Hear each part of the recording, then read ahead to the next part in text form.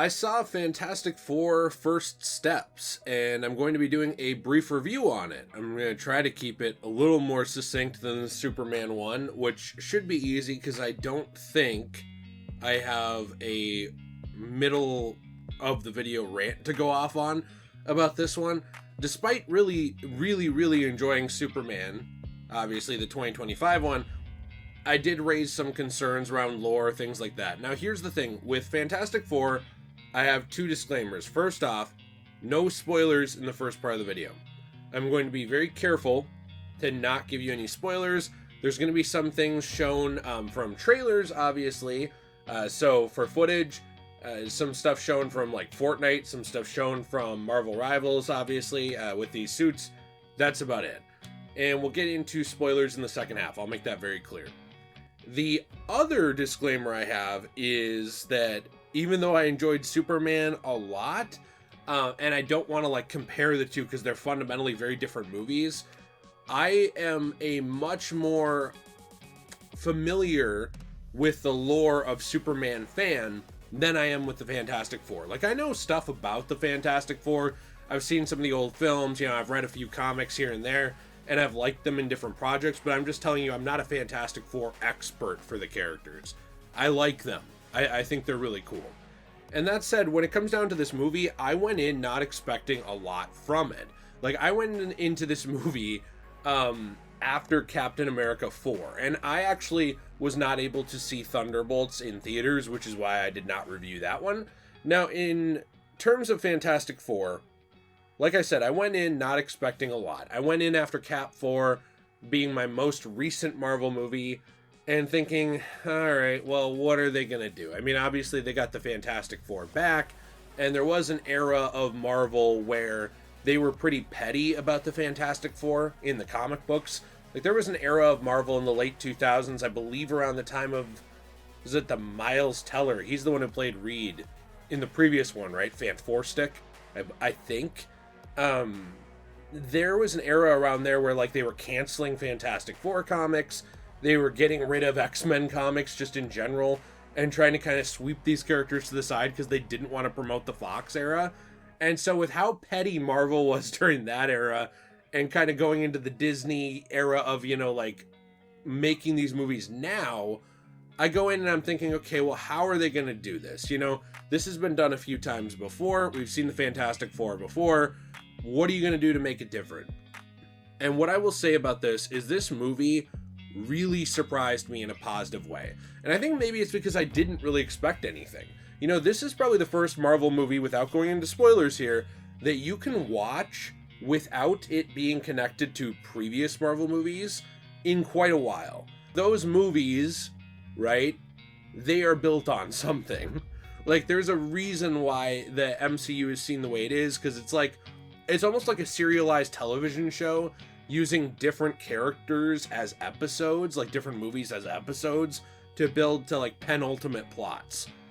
And this didn't feel that way. Like, this can build somewhere, very obviously, and there are some teasers for it building somewhere. But it is overall a largely standalone superhero movie. And we don't see those very often anymore, except maybe like the DC Elseworld stuff, like the Batman. It's not actually that common to get like a superhero movie stands alone by itself. It didn't need a bunch of build up from a previous movie. It doesn't need a bunch of lead up to something else. This is what it is. I think Fantastic Four First Steps is very, very good in that way. Like, it is just a movie. It could literally be your first MCU movie. It genuinely could. And I think you'd enjoy it very, very well. As a movie, you could just take someone to Fantastic Four First Steps, sit them down, show them the movie, and overall, it's like a sci-fi-ish film dealing a lot with outer space, science, sci-fi threats, family. It's got a lot of family dynamics. It's a very family-oriented film. And I think in that way, it is just a very solid movie that you could show anyone at any time. Something I also did appreciate about this, not to like, again, compare to Superman too much, because they're very different, but it is a point I brought up in Superman very recently, was that in Superman, without spoiling that movie too, I had wanted a little bit more origin. Even though, yes, I know we've seen it 100 times. It's always different depending on who the character is, who the actor is, the director delivering it, all that stuff. I think they're different enough. And that movie kind of like tried to breeze past it. It does a good job just jumping right into it. With Fantastic Four, I think they do kind of the same thing. They kind of jump into the movie, but they do give you a little bit, which I can talk more about in spoilers in a minute. They do give you a little bit of showing, like, here's how we got here. Not just telling you here's how we got here, but showing you here's how we got here. I really appreciate that, because I think in films and video games and like visual media, you want to show and not tell most of the time.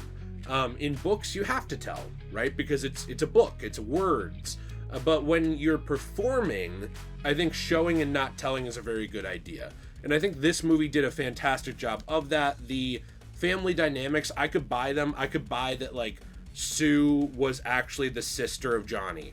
I could buy that Reed was married to Sue.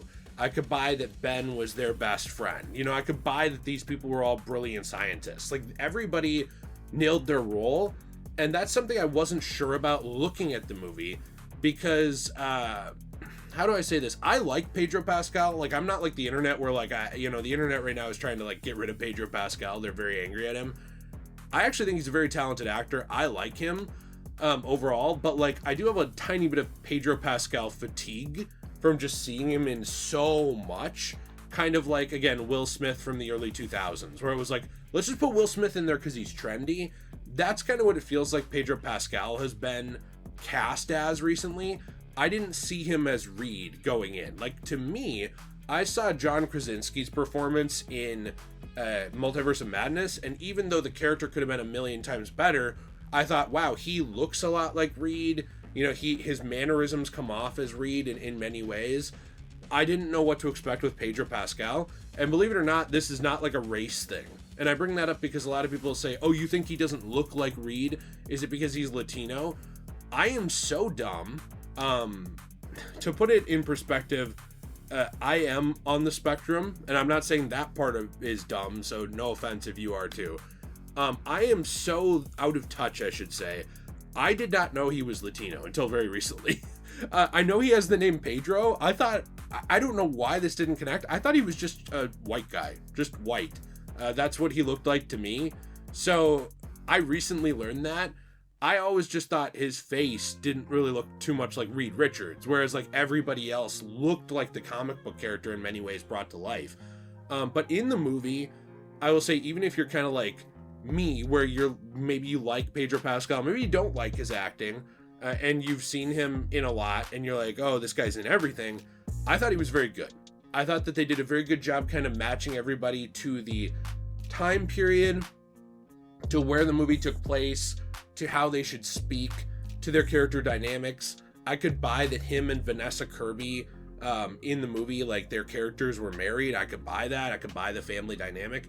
Like, I left with really no complaints at all. My biggest complaint was on me that I had to pee randomly in the middle of the movie, so I missed about a minute of it near the third act.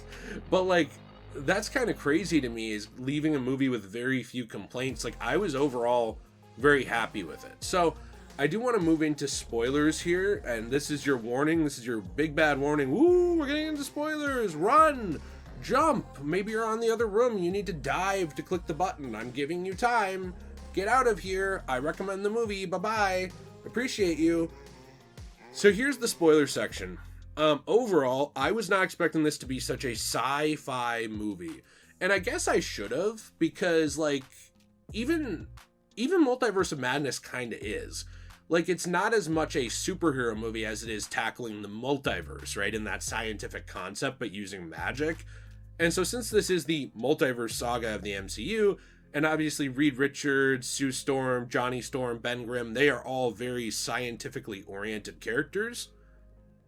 You know, maybe I should have expected a sci-fi movie, but I don't really think I did. I think I kind of expected just a run-of-the-mill superhero movie. But this movie is very focused on science. It's very focused on the unknown and how to solve problems.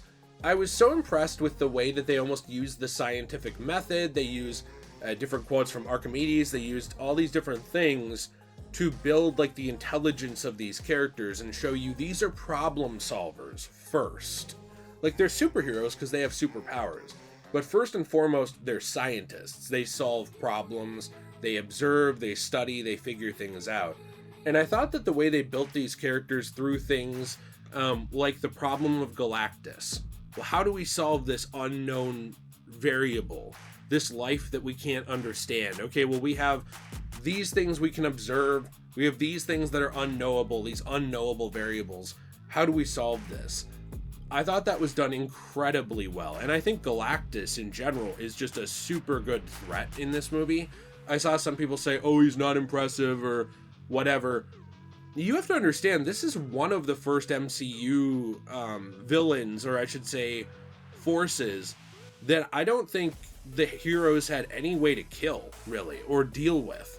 This is one of the first ones that I can think of where the only solution was redirect and move the problem away. You know, I suppose you could say that a little bit with the Thunderbolts of Sentry, but like, what I mean is, it's very often that the MCU cycle is hero has a movie, villain shows up, villain dies. You know, hero kills the villain, finds a way to beat him, or the villain kills himself on accident.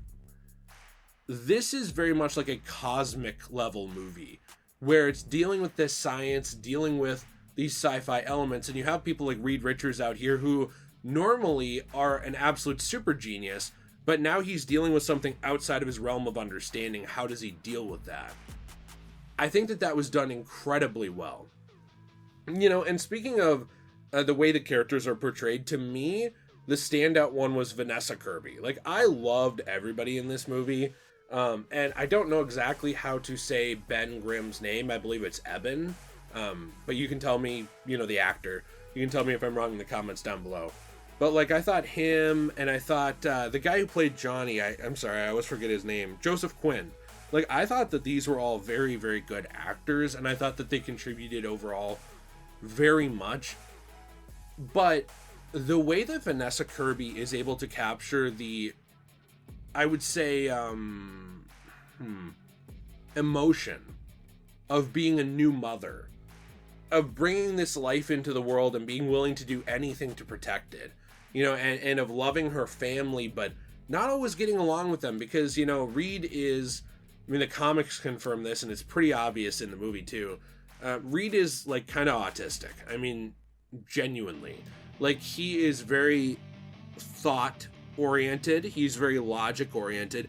And even he points out, like, I let the worst possible things come into my mind so that I can figure out how we can beat them to protect our family and protect our planet and things like that. And I think Pedro Pascal delivers those lines very well. And then you have Vanessa Kirby as Sue Storm, who basically delivers the, sometimes you being you and doing that hurts me because of who I am. Because, not to get into the man versus woman dynamic thing, everybody's different, but, like, you know, Reed is someone who, he's so thought and logic oriented and not enough emotion oriented. He doesn't understand all of these emotions completely. Like, he's not a sociopath, but he just doesn't get certain things. For being the smartest guy in the room, even Ben points it out, it's like he couldn't pass his driver's test. There's, like, basic everyday things and interactions that Reed struggles with. And that reminded me a lot of my own experience, where, like, you know, with my wife, with Jill, she'll be more emotionally oriented, and I will be more thought oriented. I'll be, we have these tasks, we must finish these tasks. What do I think is the best course of action logically? Here's what we should pursue. And, you know, I'll try to do things like be funny and make people laugh, because I like comedy, and I'll try to liven things up and talk to people probably more than Reed would. But, like, overall, like, I'm very, like, focused on these logical things, and she's much more focused on emotional things. And in that way, it was something where I felt like, wow, this does capture the dynamic of a lot of people's relationships.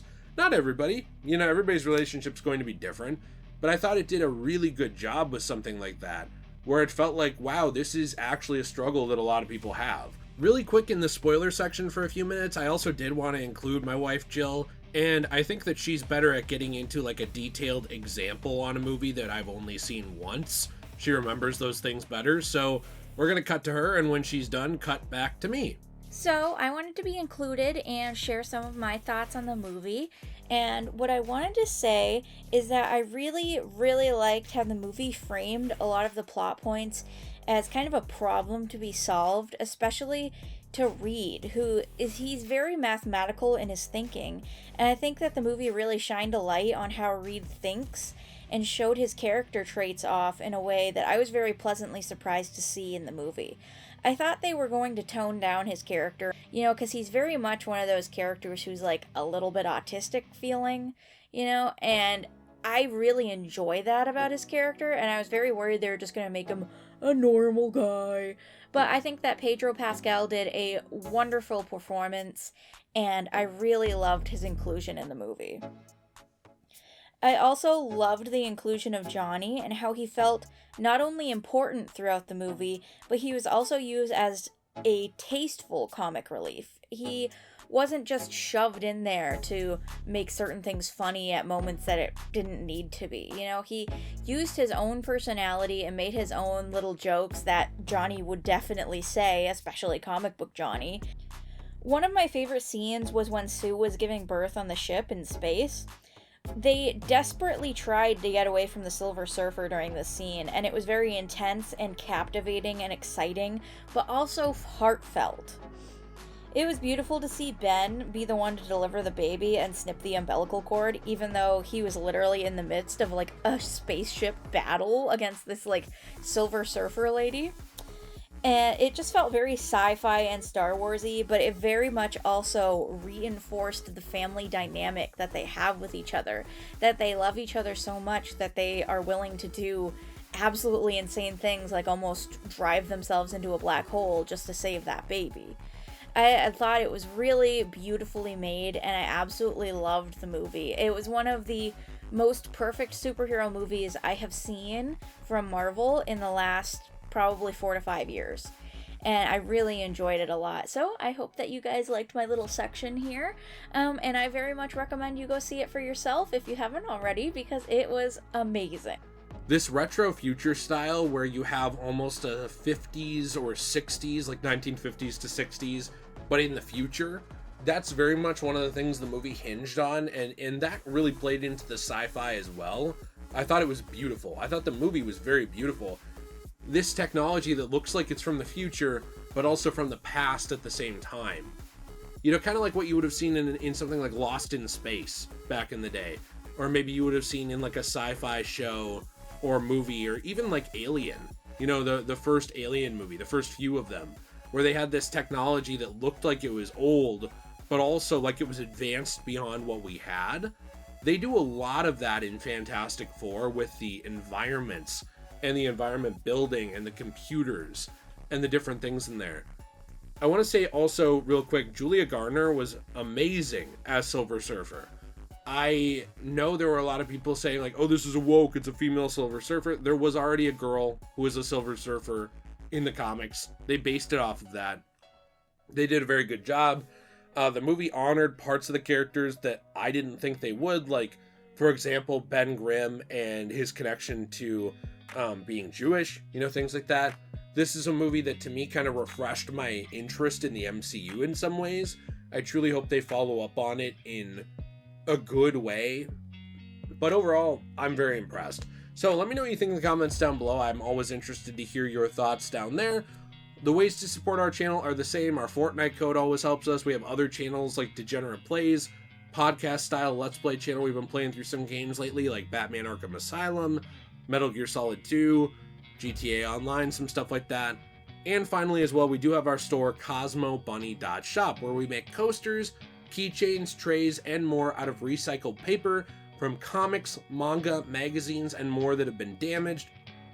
What we do is we take those things, we save some of the paper from these damaged books that cannot be sold by local stores or stores online. We get them dirt cheap or sometimes even free, turn them transformatively into a new piece of media using the original piece of media as, I wouldn't say a base, but an enhancement for the resin piece, and then we recycle the rest. So that's kind of what transformative art is about, making something new out of something old that no longer maybe has its use, or maybe it does, but it's damaged. That's kind of what we do with that website. We appreciate you very much. We appreciate the orders we've gotten recently. YouTube has been very, very, very hard on this channel in particular. So those of you who support us through Patreon, channel memberships, doing things like ordering on our store, the Fortnite code, those are the kinds of things that still make it so we can do the channel, and I truly appreciate it. I hope you have a fantastic day. Say that again. And as always, everyone, stay shui.